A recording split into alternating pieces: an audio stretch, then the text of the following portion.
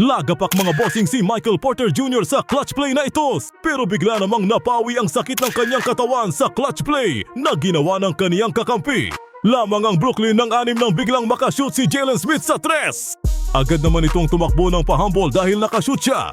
Nais naman makabawi ng Brooklyn Nets mga bossing, kaya nagtry si bossing Nolan Traore na makakuha ng assist mula kay bossing Noah Clowney, ngunit mukhang tinatamad na ito at ibinigay na lang sa kalaban, kaya nagresulta ito sa turnover. Hindi mo pansin ang tuwa sa mukha ni bossing Okoro, pero deep inside happy na happy siya. Ball possession na naman ng Brooklyn mga bossing, at gusto talaga nilang makascore, ngunit nagpumilit na mag-drive si Drake Powell dahil gusto nitong mag-MVP. Sa kasamaang nakaw na bigo ang kanyang plano, at nauwi na naman ito sa easy basket ng Chicago Bulls. Papalayo na ng papalapit ang score at tila kinakabahan na ang Brooklyn Nets, kaya pinagtututuro na ni Tre Jones ang kanyang mga kalaban dahil sure win na daw ang laban na ito.